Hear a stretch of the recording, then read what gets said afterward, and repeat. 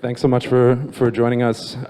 Super excited about today's conversation. Just briefly, I'm Tyler Golato. I'm going to be moderating a conversation with a legend and a pioneer, DJ, producer, label owner, technologist, futurist, and innovator who I deeply admire, and taking a look at Richie Hawtin's journey from playing and innovating amazing techno music in the 90s to really being a trailblazer in the context of Web3. Richie, I'm super excited to have you here.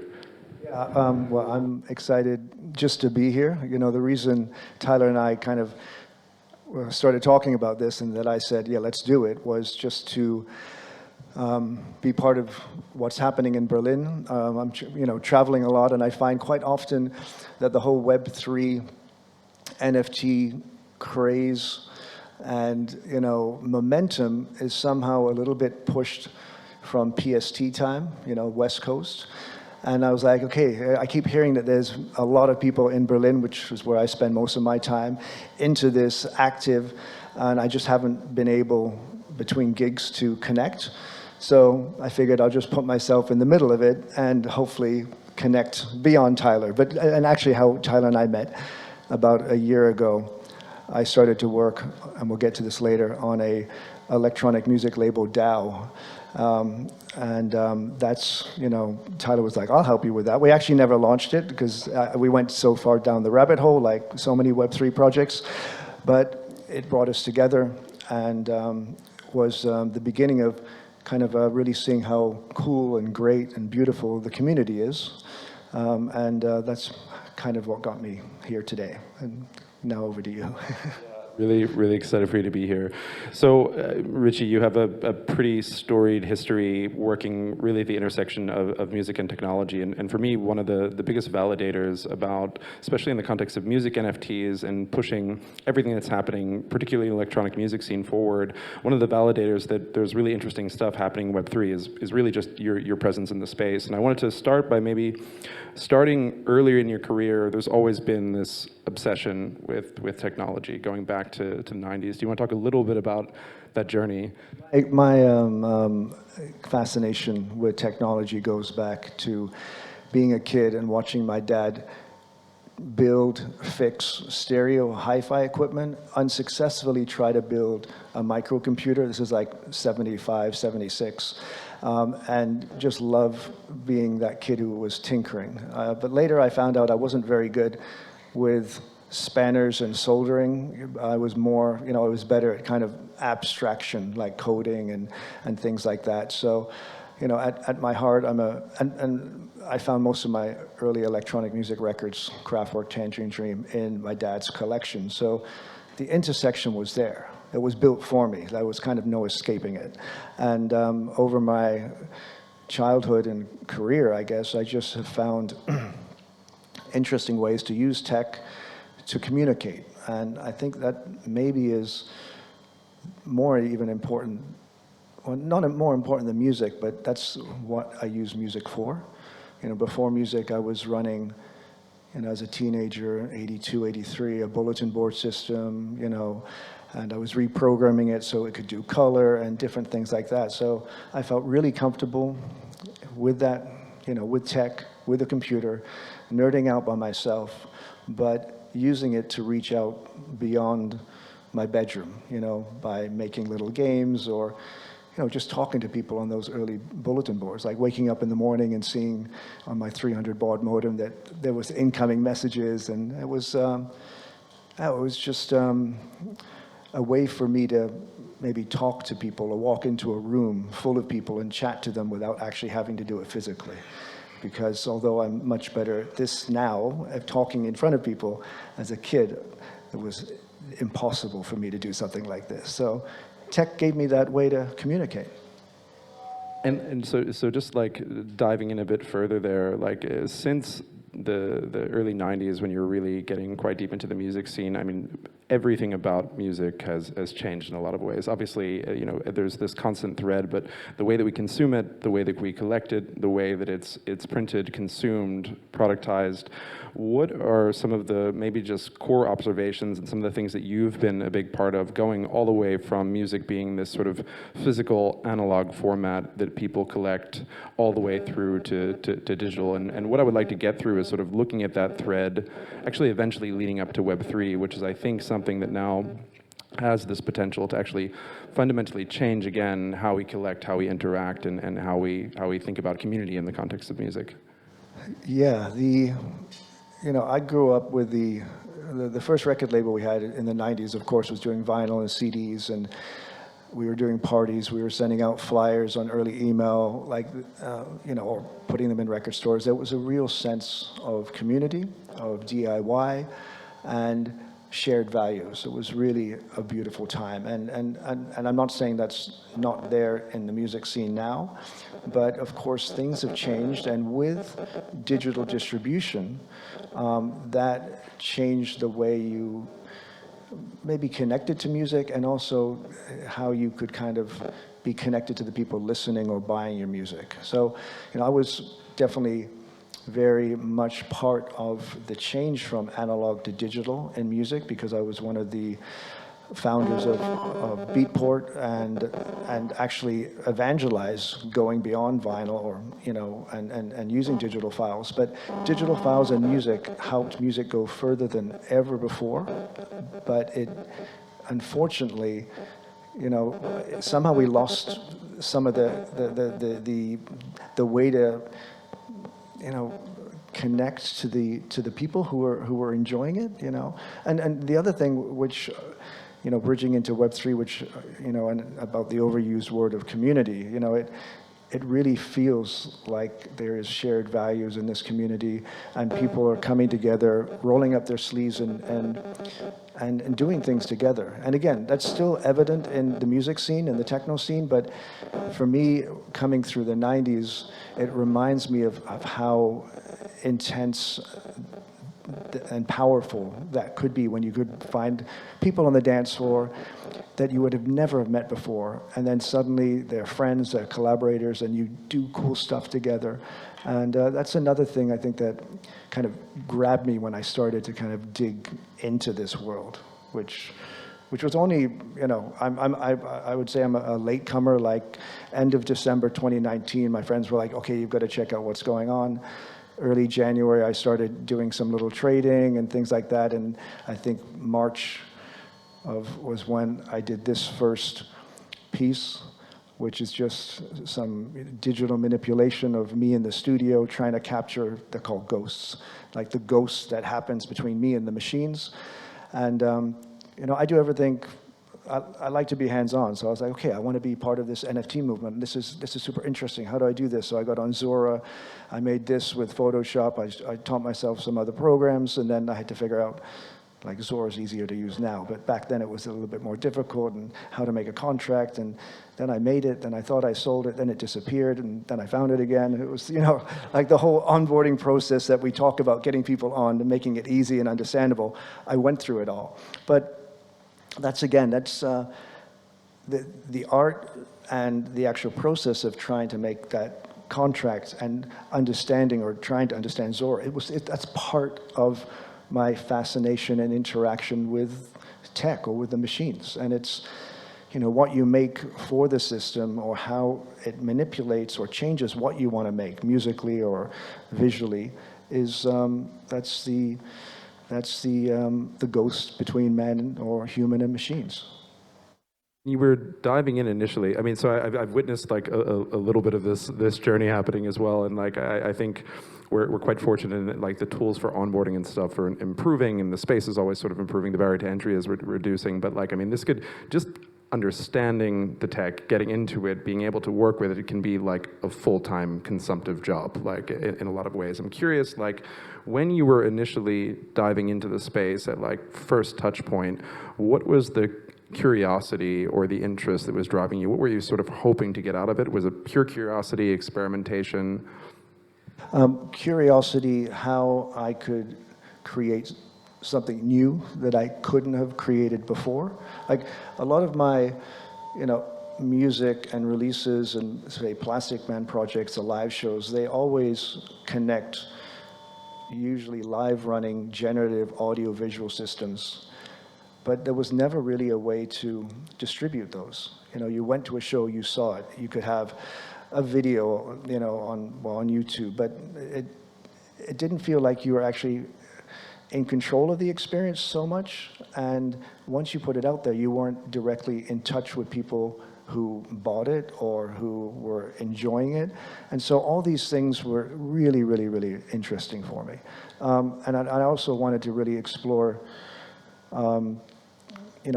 what I could do in my own way. So the second NFT project I did last year on 303 Day, Acid Day, was called Acid Drop, which is where kind of Plastic Man started in the first place. And all that it's very, very simple, but I wanted to capture something that, again, I could create and give out to my audience. And what it is, it's, can we hear that? Is it playing? Do we have sound on the computer? Maybe not. Oh, yeah.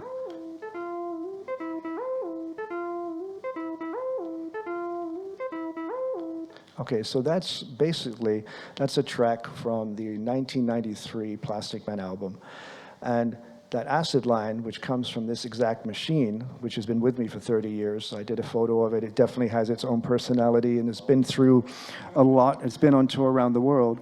And that acid line is the main line from that original song, which of course is in the song. It has effects. So that's the pure thing that actually nobody except for I had ever heard. So for me, conceptually, that was something which had never been released before, which I couldn't or wouldn't have wanted to release before. It, for me, had value, and I thought maybe it would have value for other people. So on the Acid Drop, there was 5 songs from the album, each one exactly like this, with the pattern, the original pattern that had been sitting in that acid machine for 30 years, changing the battery so you didn't lose it. It wasn't reprogrammed. It wasn't, let's make a new 303. That's the original baby. And so there was 5 of editions of 33, and this one was an edition of 1. I was, I did it on open seas. I was up there, there was some problems. We kind of had to, I was talking to the main, it's not Jacob over there, but at that point you couldn't do editions, but they gave me a link and you could do editions, and it had to come out on 303 Day, and I think at 11:40 p.m. I finally got the editions ready to go, because I know we were sitting there doing it and then, dropping it, and then we had a week for the 1 of 1 and watching the last, 5 or 6 hours of people bidding, and it was super engaging, and it felt like something new was happening, and I was part of something. And again, it was something that I couldn't have done really and delivered before this type of Web3 technology was there. What was the date on this specifically, this one? The date of what? Yeah. What year was this? Was this 20? That's 1993. Oh no, that's 2020. 2020, okay. March 3rd, 2020. Okay, yeah. Incredible. So that's, getting to what we're talking about. This is all past stuff. What's interesting me is what we can do with NFTs, with Web3, that couldn't be done before, or in different ways. At least this is, something that I hadn't released. It's an audio-visual work. It's not an album. It's not a track, but it does, in my mind, allow me to be creative and release something to an audience. But I'm really interested in where music can go in the NFT space beyond just becoming a way, which is also important, to track your customers or track your fans, but become something new, something different. So just having an NFT and having a pointer to a WAV file or an AIF file or an MP3 file, an IPFS somewhere, okay, that's kind of cool. Maybe it's 1 of 1 and you've never released it anywhere else or something. But I really hope, and at least from my side and meeting people out here, is what can we do that we have never been able to do before? I'm jumping already ahead, but generative audio and things like that we can talk about. So creativity and technology is makes me feel alive. It challenges me, makes me feel like a kid, you know, if I've had enough sleep, and just excites me. And that's from the very beginning of being a kid and getting into music and technology, techno music. It's always been that's kind of pushed me or pulled me along. How has it changed your relationship with the nature of collecting specifically? So I mean, if you look at like, obviously going from vinyl to digital and that sort of experience, like I think the digital music in a way has become a little bit disposable, especially as a DJ. Like I think it used to be you have a record collection, you're always sort of recycling records, you're building like a long-term narrative. That changes a bit, but even just our relationship with music in general, I think in that function has changed. How has your personal relationship with collecting or the ideas that you have about it been changed by the NFT space? I think this space brings back all of the collectability that we used to have on those old vinyls. You know, when we did early Plastic Men records or Plus 8 records, we'd make 25 blue versions, and there'd be 5 clear ones, and they would go out somewhere. You never see them again. I don't even know if they exist, but you knew that people really treasured those. And I did as a kid on vinyl and not so much CDs, but having, and that was really lost when we went digital. You know, one of the best things about digital for techno music and electronic music was that it finally got it, some people will hate me for saying this, but got it out of only specialist record shops, you know, because that was a bottleneck that didn't allow actually electronic music to blossom to where it is today. So there's that great side of digital distribution, in my opinion. But on the other side, yeah, it became maybe devalued, and you couldn't really, what could you collect? So the idea of people having ownership of a one-of-one or an edition, which they can have on their phone or on their computer, or to me, that's just as valuable and good as having a 1993 Plastic Man, you know, record overplayed. Probably doesn't sound so good anymore on your record shelf. Probably some people won't agree with that. Most of the people who won't agree are probably my generation, but I think looking forward to a newer, younger generation of, you know, everybody on their phones and using tech and embracing that tech. This is something that you can take with you. And again, that gets into something, okay, it's great to have a one-of-one this on your phone if you're a Plastic Man fan, but it would be a lot cooler if you could play that 303 on your phone and deconstruct it and start to do something more than just consuming, because that's also, you know, the electronic dance community. You know, I started on the dance floor. Then I went into the DJ booth and started playing. And then you start playing and you're like, oh, I want to make music. Then you make music. Then you play the music. Then you dance to the music. And it's this incredible cyclic, you know, creator, audience, whatever, economy, whatever, a creative feedback loop. And all that is possible with this kind of tech. Going into a little bit like some of the other experiments that you've been doing in the space recently, one thread there has been generative music and allowing technology to, in some ways, even though it's fed by you, be a creative output in and of itself. Do you want to talk a little bit about what that journey has been like?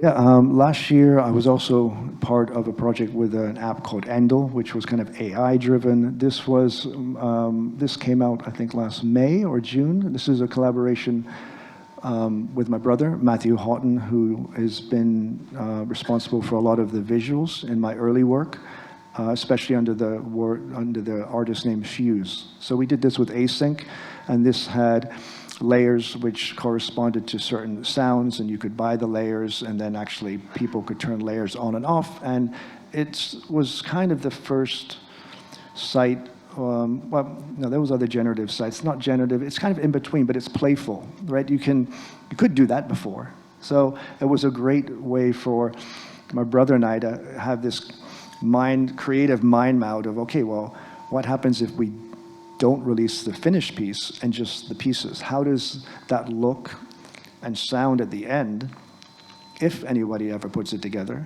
Because I think when we released it, we turned everything off, and somebody bought it.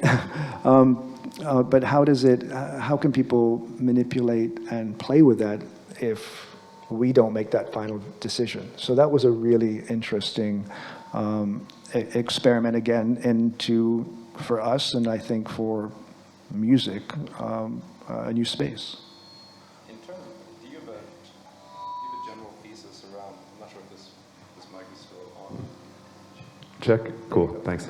Do you have a general thesis about? I mean, one of the things that I've always been interested about techno specifically is that it's this interaction between man and machine, right? And I think from the early days, there's always been, people, whether it's you controlling a system or giving specific input into a system, and then that having some effect that maybe goes on beyond what you initially imagined. I mean, do you see the frontier of techno and music becoming increasingly driven by, let's say, systems and algorithms that go well beyond, just programming notes or something? I think this is an amazing example of this.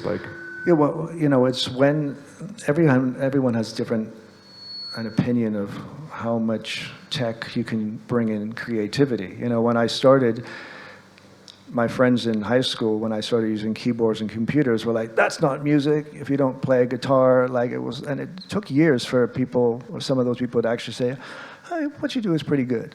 And so that discussion is there, and it's still there. It's like, okay, don't use AI, or don't use this. Like I use, since in the 90s, analog sequencers, which some of them have some kind of randomization, thank you. And it's so that it's always a dance between, at least in my world, between me and the machines. And so I think it's very interesting to start to play with that and try to understand it and learn and see where it goes. The project that wasn't an NFT or Web3 with Endel, I had to deliver samples and stems, and I kind of made 8 or 9 tracks, and they were all working at the studio, but I never actually made final versions.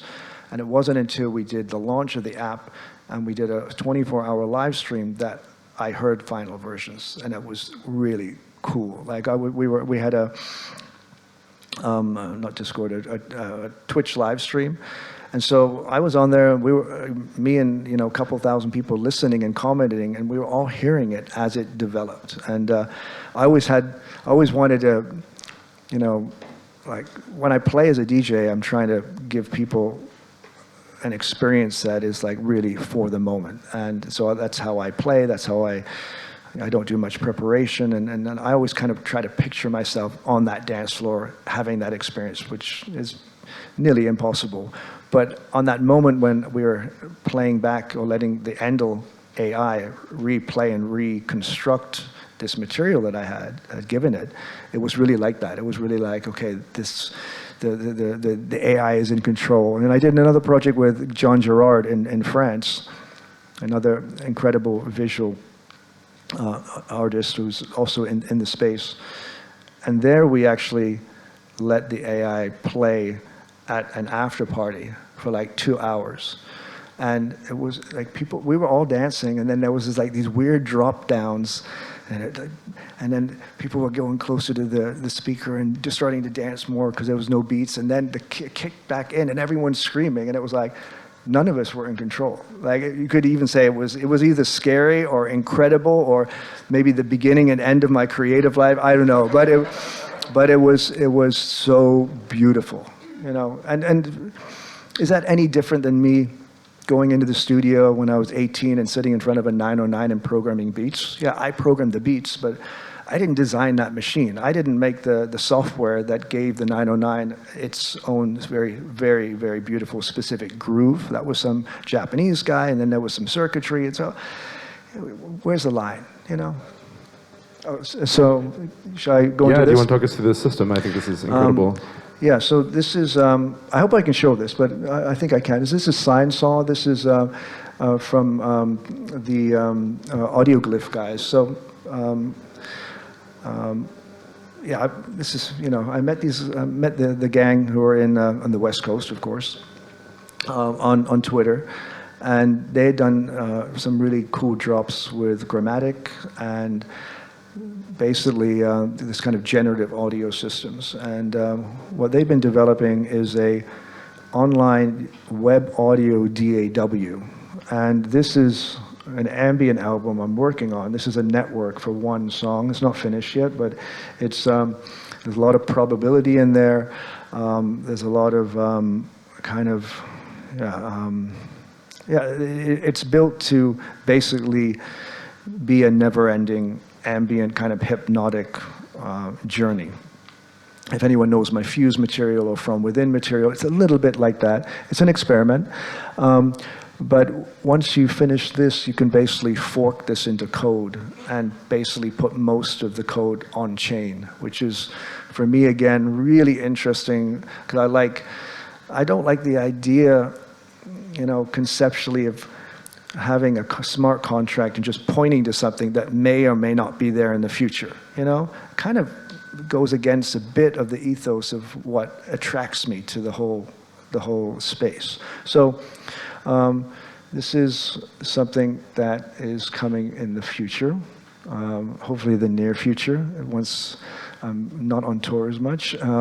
This is, and then there's also a generative visual that will go part of this, which is still in development, so this may change, and of course it's very minimalistic, which is kind of my style. And can you turn the volume up? Oh, no, I can turn my thing.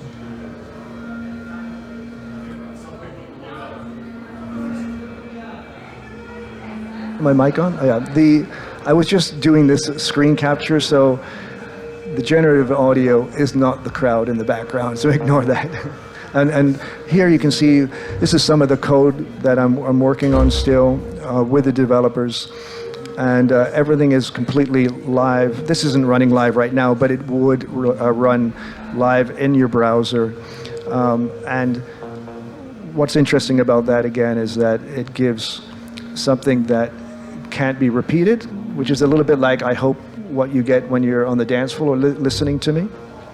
And as soon as it's running live, then you can start adding, if you want, connections to real-time data conduits, what the weather is, or, okay, there was somebody talking to me, so.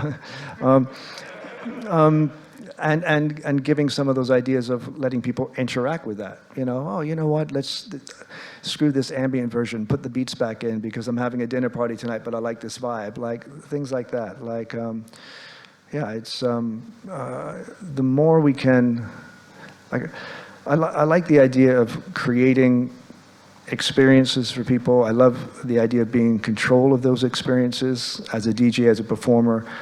And I also like that this can allow me to leave some things open for random accidents or for the audience or for the owner to manipulate and play with and kind of put their own, iteration into it. What are some of the just general advice that you would give to a musician or anyone who's interested in exploring this space but is maybe at the beginning of their journey going in? Yeah, just dive in deep and do it yourself. Watch, there's so many, these days you can learn anything. Like during COVID, I taught myself, I went from Pro Tools and Ableton to Bitwig, and I taught myself, through YouTube videos and watching other experts who had been in it much longer than me. And that's the same thing with anything these days. And then I think, I come from that DIY approach. There's nobody else who can do it better than you. Your manager's not going to do it, your assistant's not going to do it, your best friend's not going to do it. Get in there and learn as much of it, because especially at least if you're coming from the kind of creative technologist side, you've got to understand the tech to be creative. It goes back and forth. It's inspiring and you don't know where it's going to lead. So you just have to go for it. And it's like the first thing I did, the Ghost, like it was just an experiment, but it got me into the field. And if I keep going, maybe one day that will be the most valuable thing, because it was my Genesis, NFT. But you got to start somewhere, yeah. You want to run through a couple of the other things you want to show, and then I was thinking, how are we doing on time? Like 10 minutes? Yeah, maybe it would be cool. Would it be possible to circulate a mic around and do questions? Does anybody have some questions, or do we just keep talking? No, not really. Well, I'll keep talking Cool. for a minute. This is something else upcoming. I'm talking about this partly to talk about it, but also to kind of see if it, engages with anyone out there, or you have a friend, because I'm embarking on a new project, Plastic Man Live 3.0. And that will be, of course, integrating all what is going on, from a physical concert to a virtual concert, NFTs, Web3, potential DAOs, things that come out which unlock. So this is one of new songs that's come out. This is being run by a fully live generative system, not that works in the web browser, it's too high end for that, but again, we can pipe anything in and get incredible, beautiful looking visuals out, and we're going to release probably some of these as one-of-ones, and yeah, so I need the sound on for this, so it looks and sounds good. Is that off? Yeah.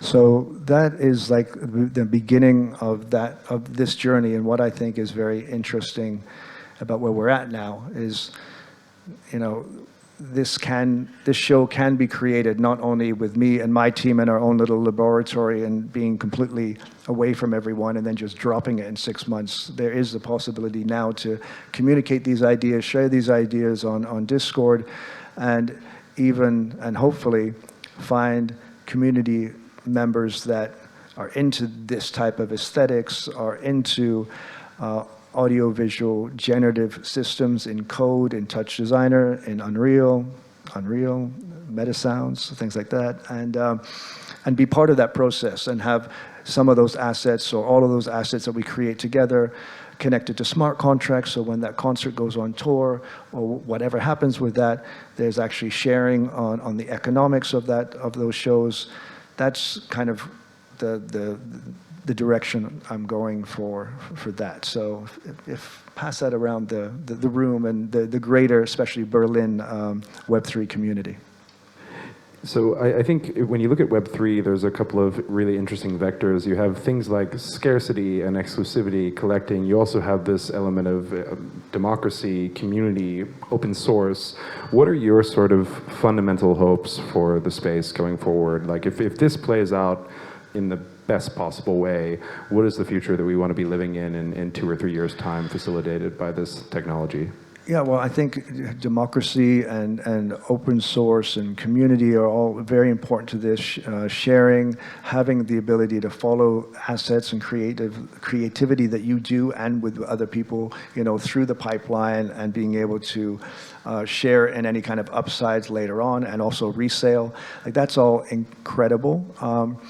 I think for the music side of things right now, it's finding the balance in economics, how do we bring this, and make it really, open to everybody, and not just have it one-of-ones that are thousands of dollars, I think one of the protocols that's really interesting right now on Solana, I think, is the Nina protocol with their hubs and what they're doing with music, trying to play with this and not make it so easy to speculate, which, it's that's okay. That's part of, the economics are part of this. It's like seeing that there's a way to make sure music that gets played gets whoever was involved paid is really, really important. But I think it's, for me, trying to find, what are these things worth, really,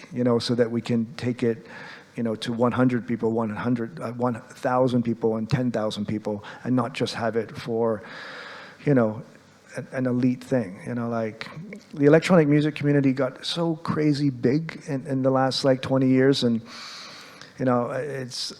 I prefer to be in a dark, small club with a dance floor that you feel really in tune with, and not and not that I don't do them, like mega club and like VIP tables all around you, and you're like, okay, does everybody get this? In this room? Not really. So it would be nice to use what we're doing in this tech with at least my little avenue of electronic music to keep some of those values again, bring it back into reality, connect to cool people, kind of nerd out, do cool stuff, and see where it all goes together. Maybe one last thing to end on, because it was really interesting for me personally to dive in, but I mean, you have a super cool Discord community and like what feels like a really tight-knit group of creatives that are constantly sharing stuff, putting out interesting things, having an interaction with you. What has that been like, and how new is that for you? I mean, have you always had, I know you've had various forms of like interactions with fans along the way, but this in particular feels really, really active and vibrant. Well, one of the best things I did was start that Discord server last March, as we were doing these drops, and I've met so many cool people there, and again, it makes it feel like there's really people out there who get what you do, and they're doing cool stuff, and that community. One of the community members, Joel, who I met then, had been inspired by some of the earlier work of a visualist, Ali Demirel, who used to work for me, and now she's on tour with me, doing all the visuals. She's doing incredible NFTs. So like that. That's just great that stuff can happen, and that there's that direct conduit. Because the other thing that happens, there's just so much going on. How do you communicate with people? And then as you get larger or more popular as an artist, and you start to have these layers in between, like you can cut all those layers off now. They can still be there if you want, but then you can have all these direct connections. And like I was telling you this story this morning, right? Like somebody registered plasticman.eth, and I was trying to, okay, how do I get this? Like, how do I communicate? So I minted this Ghost 2 and 3 this morning, and then just dropped it into their, straight into their account. And so they're going to pop up and see this kind of airdrop weird thing in there, and then there's a secret little message in there to try and get in touch. I like that you can do that. It's kind of cool. So, and then I'll just show you this last slide, which. That's along the way. I also developed, along with my friend Andy Jones, a analog mixer, which is the Play Differently Model 1, and this isn't a physical thing, of course. So this is another little hint of where some of my DJ shows are going to go. Where once you kind of step completely into the virtual world, you can do a lot of cool stuff that you can't do in your, in the physical space. So. So that's kind of where I'm at, and tinkering away, being a nerd, and doing cool stuff with technology that makes me excited and helps me connect to cool people like everyone here. Yeah, thanks so much for sharing, and really appreciate you taking the time to have this conversation. Really, really cool. Cool. Thanks. Cool. Thanks, everybody. Cool.